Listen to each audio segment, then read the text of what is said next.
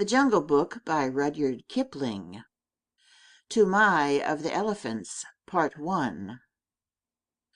I will remember what I was. I am sick of rope and chain. I will remember my old strength and all my forest affairs. I will not sell my back to man for a bundle of sugar cane. I will go out to my own kind and the wood folk in their lairs. I will go out until the day, until the morning break, out to the wind's untainted kiss, the water's clean caress. I will forget my ankle ring and snap my picket stake.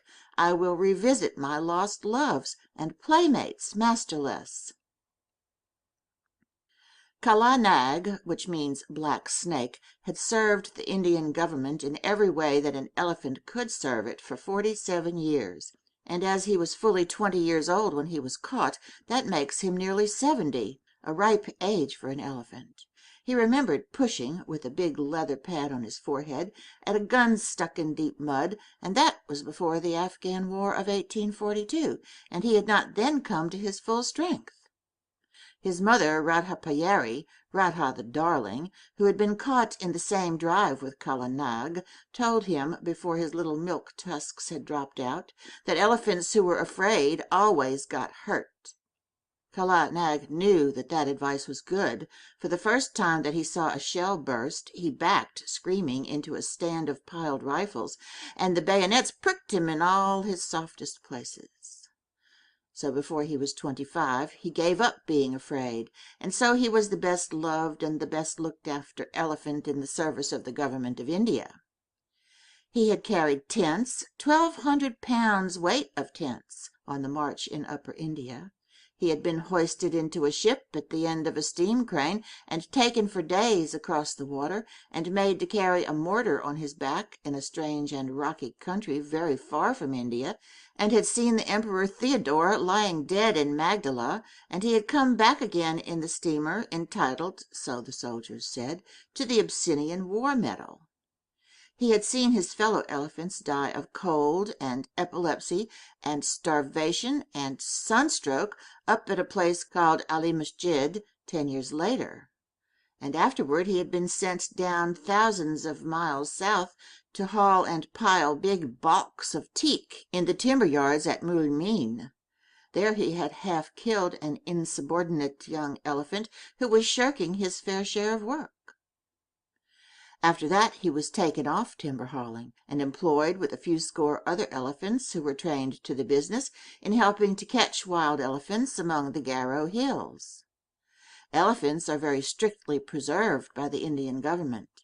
There is one whole department which does nothing else but hunt them, and catch them, and break them in, and send them up and down the country as they are needed for work.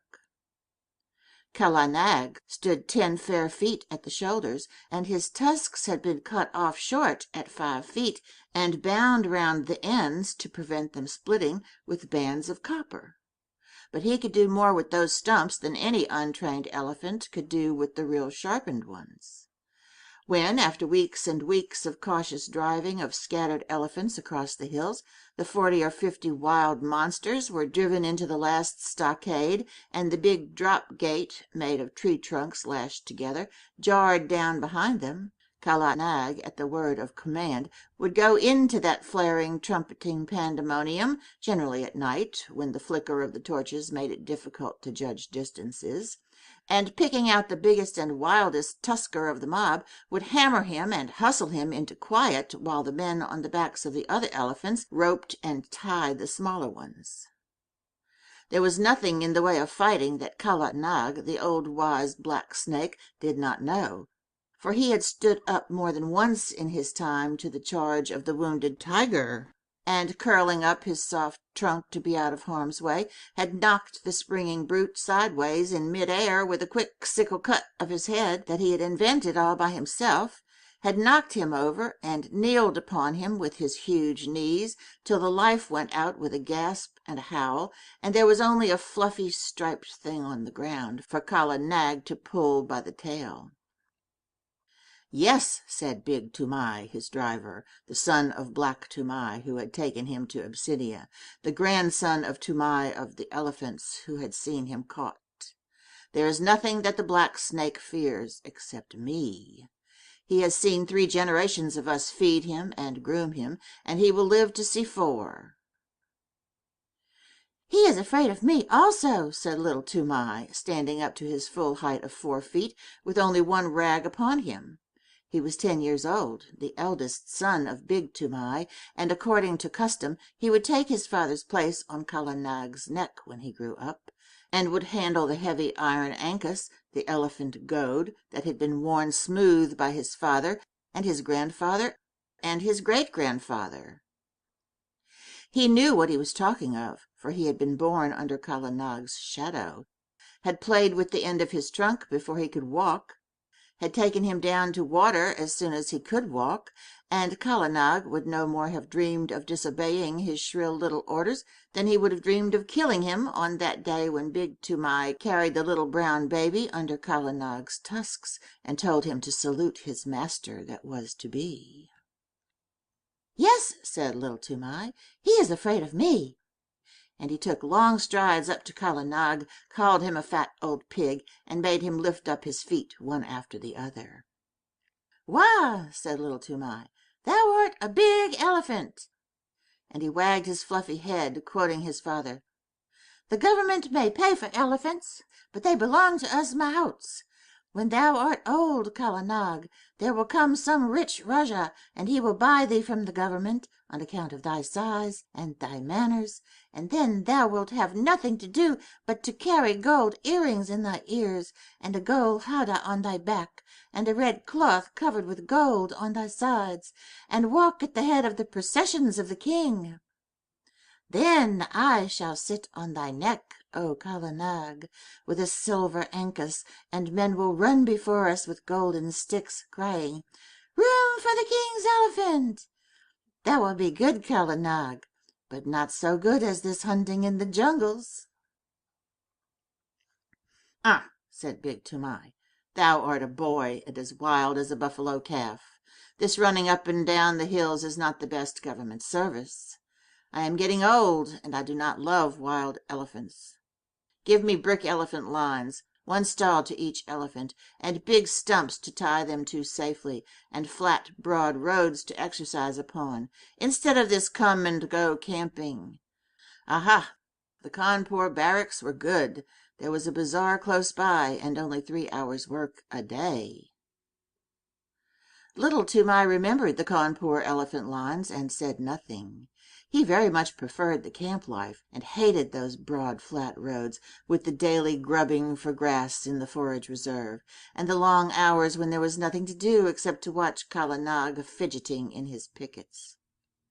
What little Toomai liked was to scramble up bridle paths that only an elephant could take, the dip into the valley below, the glimpses of the wild elephants browsing miles away, the rush of the frightened pig and peacock under Kala Nag's feet, the blinding warm rains when all the hills and valleys smoked, the beautiful misty mornings where nobody knew where they would camp that night, the steady, cautious drive of the wild elephants, and the mad rush and blaze and hullabaloo of the night's last drive, when the elephants poured into the stockade like boulders in a landslide, found that they could not get out, and flung themselves at the heavy posts, only to be driven back by yells and flaring torches and volleys of blank cartridge. Even a little boy could be of use there, and Toomai was as useful as 3 boys. He would get his torch and wave it and yell with the best. But the really good time came when the driving out began, and the kedah, that is, the stockade, looked like a picture of the end of the world, and men had to make signs to one another because they could not hear themselves speak. Then little Toomai would climb up to the top of one of the quivering stockade posts, his sun-bleached brown hair flying loose all over his shoulders, and he looked like a goblin in the torchlight.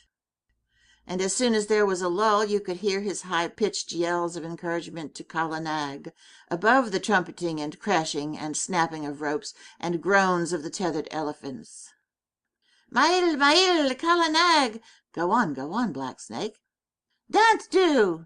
Give him the tusk. Somalo! Careful. Maro! Hit him! Mind the post! Array, array, hi, yai, kai-ya! He would shout.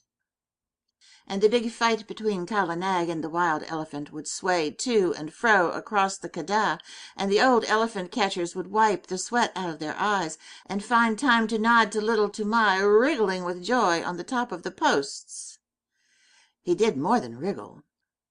One night he slid down from the post and slipped in between the elephants and threw up the loose end of a rope, which had dropped, to a driver who was trying to get a purchase on the leg of a kicking young calf. Calves always give more trouble than full-grown animals. Kala Nag saw him, caught him in his trunk, and handed him up to Big Toomai, who slapped him then and there and put him back on the post. Next morning he gave him a scolding and said, "Are not good brick elephant lines and a little tent carrying enough, that thou must needs go elephant catching on thy own account, little worthless?" Now those foolish hunters, whose pay is less than my pay, have spoken to Peterson Sahib of the matter. Little Toomai was frightened. He did not know much of white men, but Peterson Sahib was the greatest white man in the world to him. He was the head of all the Keddah operations, the man who caught all the elephants for the government of India, and who knew more about the ways of elephants than any living man. What will happen?" said little Toomai. "Happen? The worst that can happen. Peterson Sahib is a madman, else why should he go hunting these wild devils? He may even require thee to be an elephant catcher, to sleep anywhere in these fever-filled jungles, and at last to be trampled to death in the Keddah. It is well that this nonsense ends safely. Next week the catching is over, and we of the plains are sent back to our stations. Then we will march on smooth roads and forget all this hunting. But, son, I am angry that thou shouldst meddle in the business that belongs to these dirty Assame jungle folk. Kala Nag will obey none but me, so I must go with him into the Keddah. But he is only a fighting elephant, and he does not help rope them. So I sit at my ease as befits a mahout, not a mere hunter, a mahout, I say, and a man who gets a pension at the end of his service. Is the family of Toomai of the elephants to be trodden underfoot in the dirt of the Keddah? Bad one, wicked one, worthless son! Go and wash Kala Nag and attend to his ears, and see that there are no thorns in his feet, or else Peterson Sahib will surely catch thee and make thee a wild hunter, a follower of elephants' foot tracks, a jungle bear. Bah! Shame! Go!" Little Toomai went off without saying a word, but he told Kala Nag all his grievances while he was examining his feet. "No matter," said little Toomai, turning up the fringe of Kala Nag's huge right ear. "They have said my name to Peterson Sahib, and perhaps, who knows? Hi! That is a big thorn that I have pulled out." The next few days were spent in getting the elephants together, in walking the newly caught wild elephants up and down between a couple of tame ones, to prevent them giving too much trouble on the downward march to the plains, and in taking stock of the blankets and ropes and things that had been worn out or lost in the forest. Peterson Sahib came in on his clever she-elephant Pudmini. He had been paying off other camps among the hills, for the season was coming to an end, and there was a native clerk sitting at a table under a tree to pay the drivers their wages. As each man was paid, he went back to his elephant and joined the line that stood ready to start. The catchers and hunters and beaters, the men of the regular Keddah, who stayed in the jungle year in and year out, sat on the backs of the elephants that belonged to Peterson Sahib's permanent force, or leaned against the trees with their guns across their arms, and made fun of the drivers who were going away, and laughed when the newly caught elephants broke the line and ran about. Big Toomai went up to the clerk with little Toomai behind him, and Machu Appa, the head tracker, said in an undertone to a friend of his, "There goes one piece of good elephant stuff at least. 'Tis a pity to send that young jungle cock to moult in the plains." Now Peterson Sahib had ears all over him, as a man must who listens to the most silent of all living things, the wild elephant. He turned where he was lying all along on Pudmani's back and said, "What is this? I do not know of a man among the plains drivers who had wit enough to rope even a dead elephant. This is not a man, but a boy.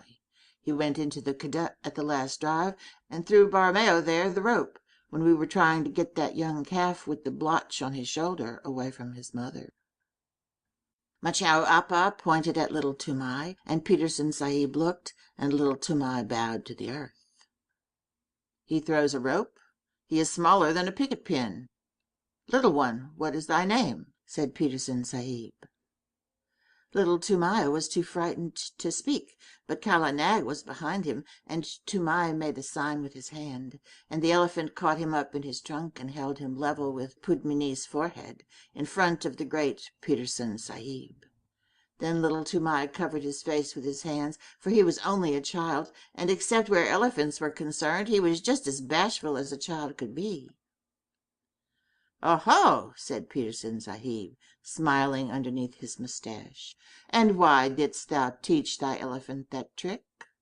Was it to help thee steal green corn from the roofs of the houses when the ears are put out to dry?"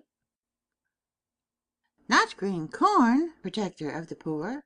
Melons," said little Toomai, and all the men sitting about broke into a roar of laughter. Most of them had taught their elephants that trick when they were boys. Little Toomai was hanging 8 feet up in the air, and he wished very much that he were 8 feet underground. "He is Toomai, my son, Sahib," said Big Toomai, scowling. "He is a very bad boy, and he will end in a jail, Sahib." "Of that I have my doubts," said Peterson Sahib. "A boy who can face a full Kedah at his age does not end in jails. See, little one, here are 4 annas to spend in sweetmeats, because thou hast a little head under that great thatch of hair. In time thou mayest become a hunter too." Big Toomai scowled more than ever. "Remember, though, that Kedahs are not good for children to play in," Peterson Sahib went on. "Must I never go there, Sahib?" asked little Toomai with a big gasp. "Yes." Peterson Sahib smiled again. "When thou hast seen the elephants dance, that is the proper time. Come to me when thou hast seen the elephants dance, and then I will let thee go into all the Kedahs." There was another roar of laughter, for that is an old joke among elephant catchers, and it means just never. There are great cleared flat places hidden away in the forests that are called elephant ballrooms, but even these are only found by accident, and no man has ever seen the elephants dance. When a driver boasts of his skill and bravery, the other drivers say, "And when didst thou see the elephants dance?" Kala Nag put little Toomai down, and he bowed to the earth again and went away with his father, and gave the silver 4 anna piece to his mother, who was nursing his baby brother, and they all were put up on Kala Nag's back, and the line of grunting, squealing elephants rolled down the hill path to the plains. It was a very lively march on account of the new elephants, who gave trouble at every ford and needed coaxing or beating every other minute. Big Toomai prodded Kala Nag spitefully, for he was very angry, but little Toomai was too happy to speak. Peterson Sahib had noticed him and given him money, so he felt as a private soldier would feel if he had been called out of the ranks and praised by his commander-in-chief. "What did Peterson Sahib mean by the elephant dance?" he said at last softly to his mother. Big Toomai heard him and grunted. "That thou shouldst never be one of these hill buffaloes of trackers, that was what he meant. Oh, you in front, what is blocking the way?" An Assamese driver, 2 or 3 elephants ahead, turned round angrily, crying, "Bring up Kala Nag, and knock this youngster of mine into good behavior. Why should Peter Sahib have chosen me to go down with you donkeys of the rice fields? Lay your beast alongside, Toomai, and let him prod with his tusks. By all the gods of the hills, these new elephants are possessed, or else they can smell their companions in the jungle." Kala Nag hit the new elephant in the ribs and knocked the wind out of him, as Big Toomai said, We have swept the hills of wild elephants at the last catch. It is only your carelessness in driving. Must I keep order along the whole line?" "Hear him," said the other driver. "We have swept the hills. Ha, ho! You are very wise, you plains people. Anyone but a mudhead who never saw the jungle would know that the drives are ended for the season. Therefore all the wild elephants tonight will— But why should I waste wisdom on a river turtle?" "What will they do?" little Toomai called out. "Oh, little one, art thou there? Well, I will tell thee, for thou hast a cool head. They will dance, and it behooves thy father, who has swept all the hills of all the elephants, to double chain his pickets tonight." "What talk is this?" said Big Toomai. "For 40 years, father and son, we have tended elephants, and we have never heard such moonshine about dances." "Yes, but a plainsman who lives in a hut knows only the 4 walls of his hut." "Well, leave thy elephants unshackled tonight, and see what comes. As for their dancing, I have seen the place where— Bup! How many windings has the Dahang River? Here is another ford, and we must swim the calves. Stop still, you behind there." And in this way, talking and wrangling and splashing through the rivers, they made their first march to a sort of receiving camp for the new elephants. But they lost their tempers long before they got there. Then the elephants were chained by their hind legs to the big stumps of pickets, and extra ropes were fitted to the new elephants, and the fodder was piled before them, and the hill drivers went back to Peterson Sahib through the afternoon light, telling the plains drivers to be extra careful that night, and laughing when the plains drivers asked the reason.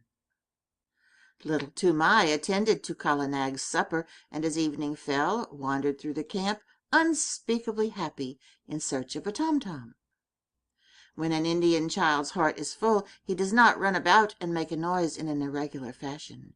He sits down to a sort of revel all by himself. And little Toomai had been spoken to by Peterson Sahib. If he had not found what he wanted, I believe he would have been ill.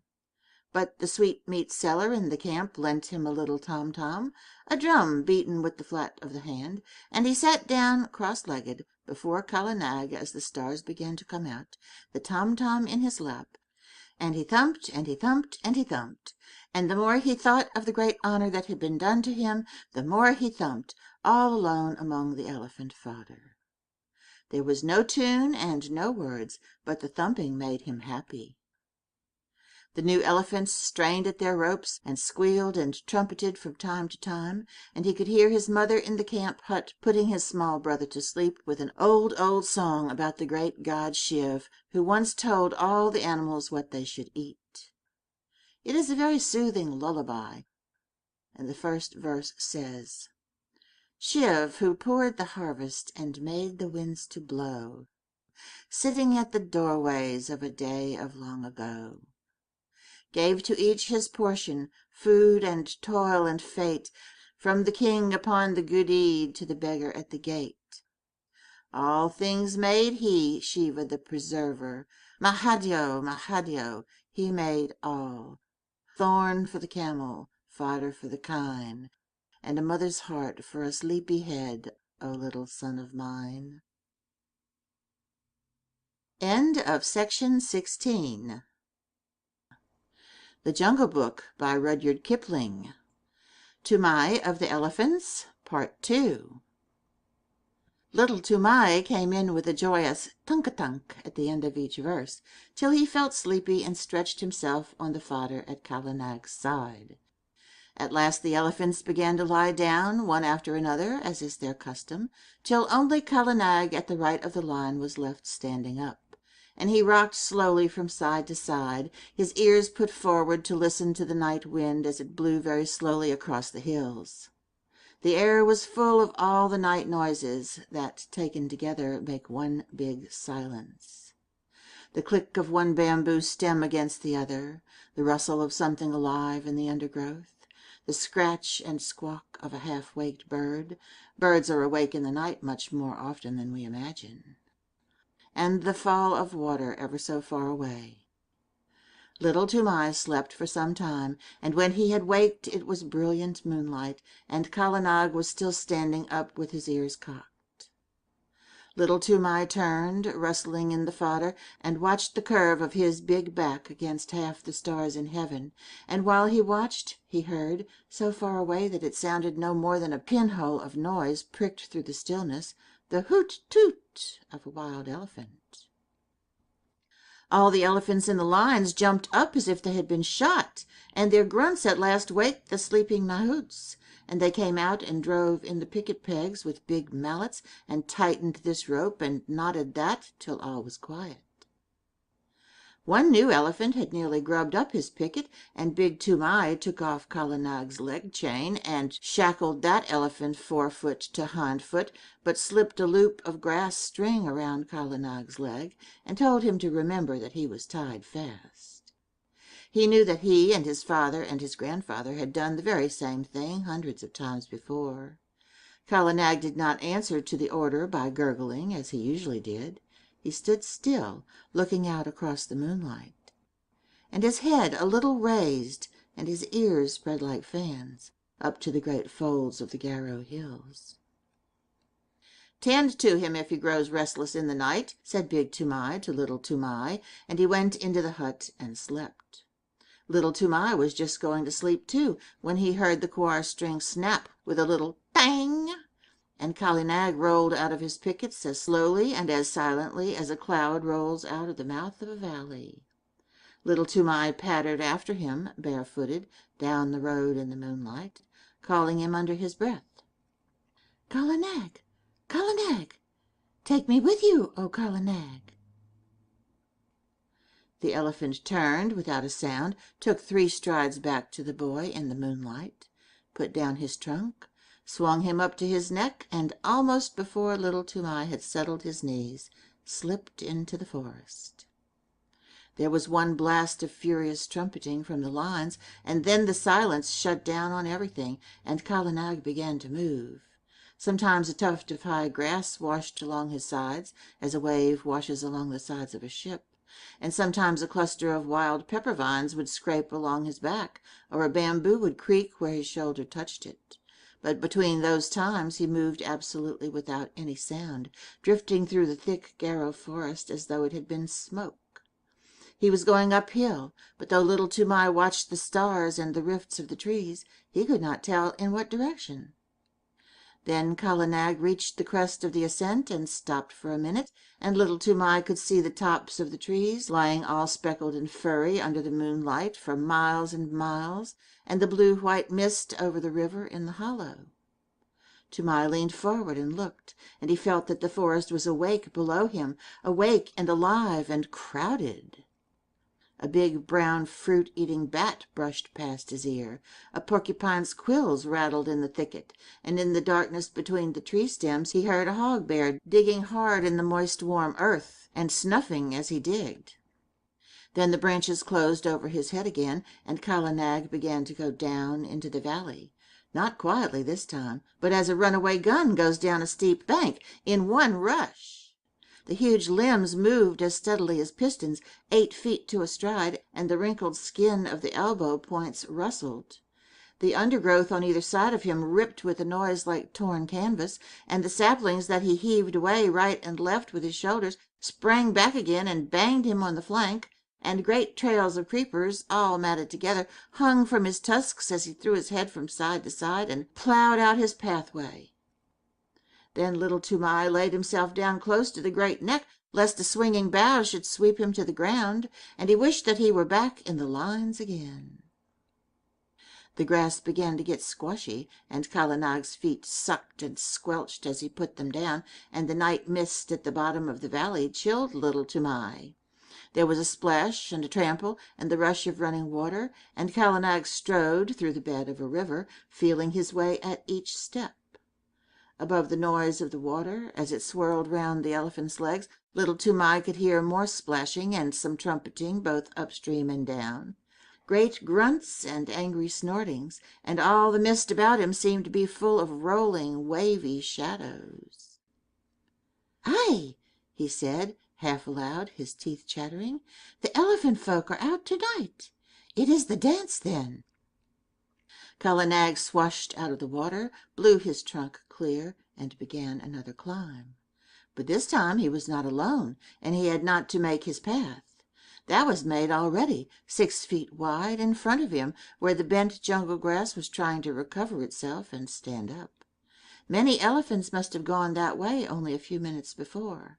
Little Toomai looked back, and behind him a great wild tusker with his little pig's eyes glowing like hot coals was just lifting himself out of the misty river. Then the trees closed up again, and they went on and up, with trumpetings and crashings, and the sound of breaking branches on every side of them. At last Kala Nag stood still between two tree trunks at the very top of the hill.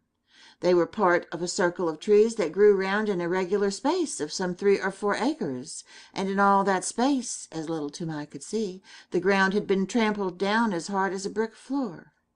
Some trees grew in the center of the clearing, but their bark was rubbed away, and the white wood beneath showed all shiny and polished in the patches of moonlight.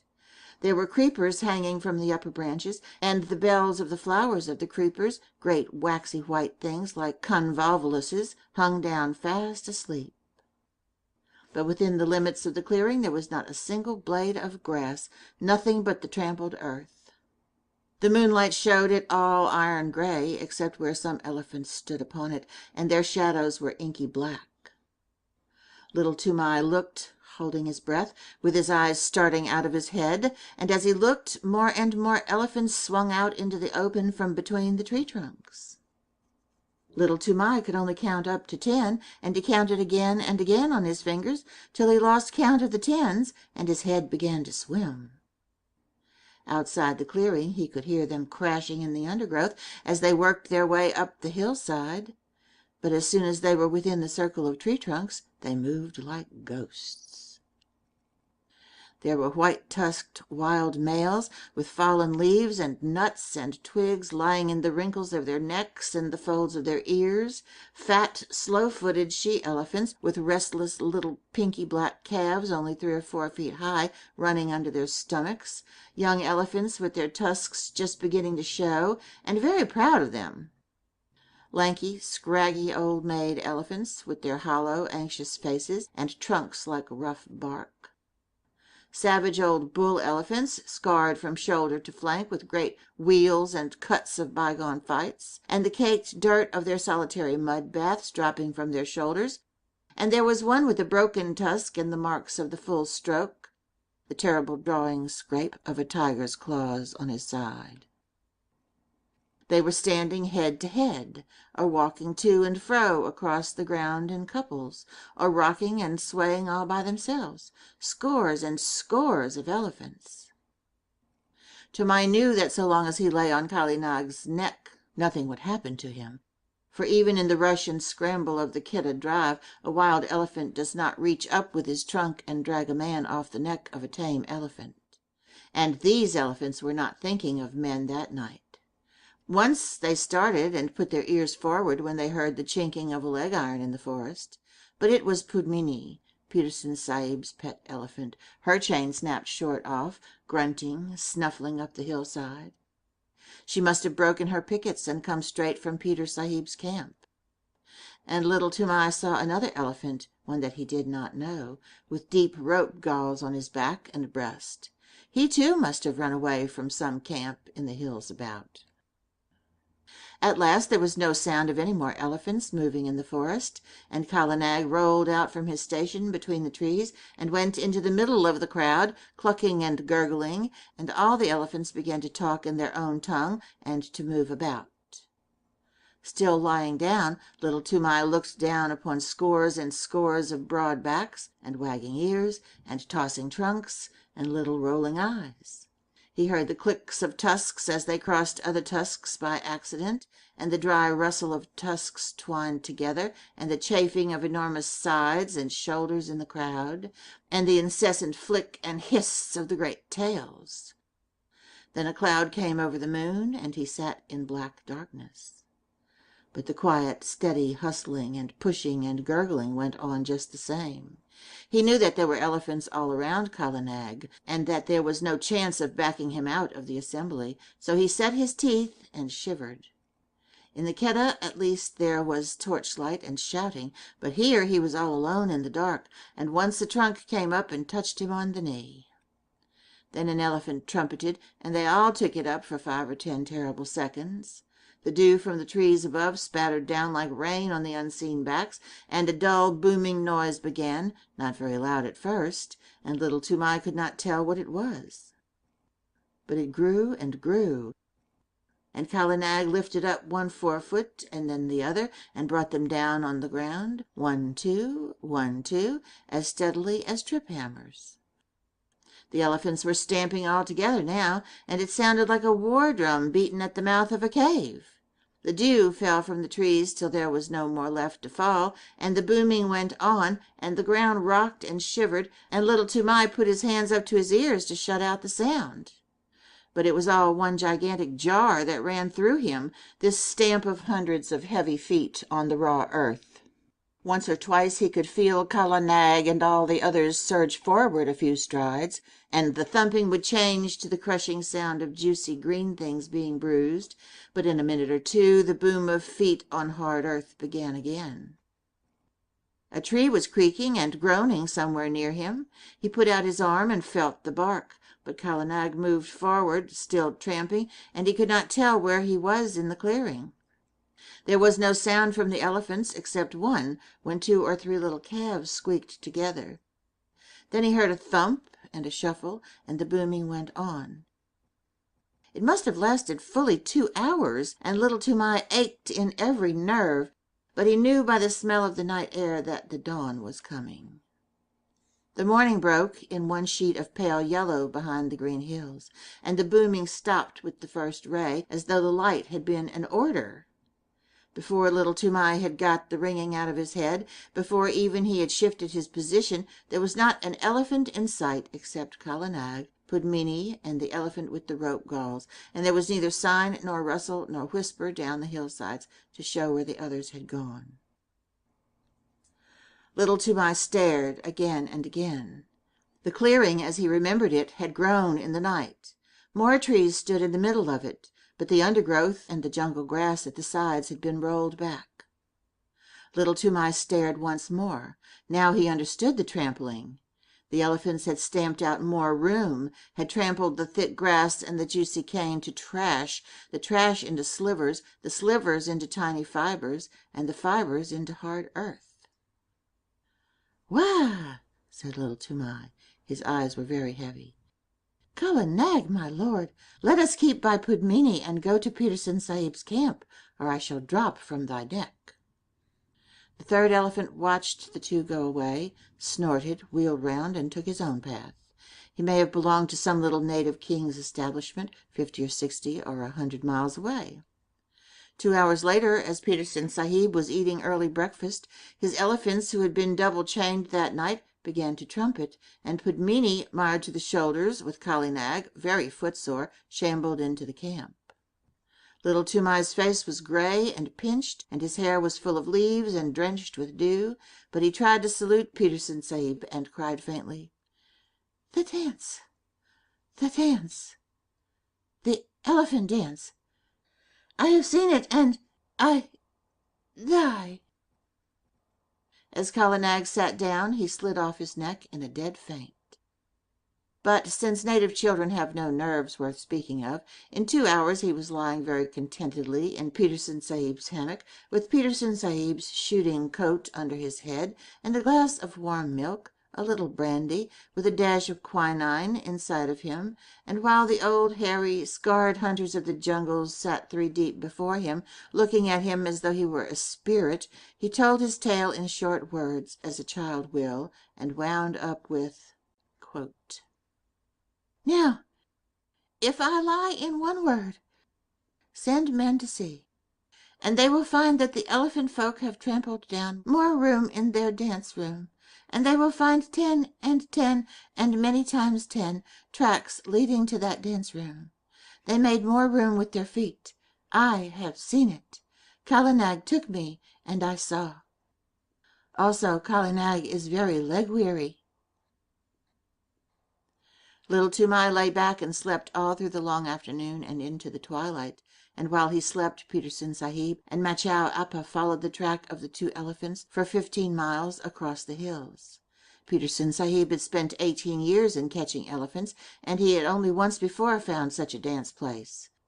Machao Appa had no need to look twice at the clearing to see what had been done there, or to scratch with his toe into the packed, rammed earth. "The child speaks truth," said he. "All this was done last night, and I have counted 70 tracks across the river. See, Sahib, where Pudmini's leg iron cut the bark of that tree? Yes, she was there too." They looked at one another, and up and down, and they wondered, for the way of elephants are beyond the wit of any man, black or white, to fathom. 40 years and 5, said Machao Appa, have I followed my lord, the elephant, but never have I heard that any child of a man had seen what this child has seen. By all the gods of the hills, it is... What can we say?" And he shook his head. When they got back to camp, it was time for the evening meal. Peter Sahib ate alone in his tent, but he gave orders that the camp should have 2 sheep and some fowls, as well as a double ration of flour and rice and salt, for he knew that there would be a feast. Big Toomai had come up hot-foot from the camp in the plains to search for his son and his elephant, and now that he found them he looked at them as though he were afraid of them both. And there was a feast by the blazing campfires in front of the lines of picketed elephants, and little Toomai was the hero of it all. And the big brown elephant catchers, the trackers and drivers and ropers, and the men who know all the secrets of breaking the wildest elephants, passed him from one to the other, and they marked his forehead with blood from the breast of a newly killed jungle cock, to show that he was a forester, initiated and free of all the jungles. And at last, when the flames died down, and the red light of the logs made the elephants look as though they had been dipped in blood too, Machao Appa, the head of all the drivers of all the Kadas, Machao Appa, Peterson Sahib's other self, who had never seen a made road in 40 years, Machao Appa, who was so great that he had no other name than Machao Appa, leaped to his feet, with little Toomai held high in the air above his head, and shouted, "Listen, my brothers! Listen too, you my lords in the lines there, for I, Machao Appa, am speaking. This little one shall no more be called little Toomai, but Toomai of the elephants, as his great-grandfather was called before him. What never man has seen, he has seen through the long night. And the favor of the elephant folk and of the gods of the jungles is with him. He shall become a great tracker. He shall become greater than I, even I, Machao Appa. He shall follow the new trail and the stale trail and the mixed trail with a clear eye. He shall take no harm in the Kada when he runs under their bellies to rope the wild tuskers. And if he slips before the feet of the charging bull elephant, the bull elephant shall know who he is and shall not crush him. Ai hai, my lords in the chains." He whirled up the line of pickets. "Here is the little one that has seen your dances in your hidden places, the sight that never man saw. Give him honor, my lords. Salam karo, my children. Make your salute to Toomai of the elephants. Gunga Prashad, aha! Hira Gij, Berchi Gij, Kutar Gij, aha! Pudmini, thou hast seen him at the dance, and thou too, Kali Nag, my pearl among elephants. Aha! Together, to Toomai of the elephants, Barrio!" And at that last wild yell, the whole line flung up their trunks till the tips touched their foreheads and broke out into the full salute, the crashing trumpet peal that only the Viceroy of India hears, the Salimut of the Kada. But it was all for the sake of little Toomai, who had seen what never man had seen before, the dance of the elephants at night and alone in the heart of the Garo hills. End of section 17.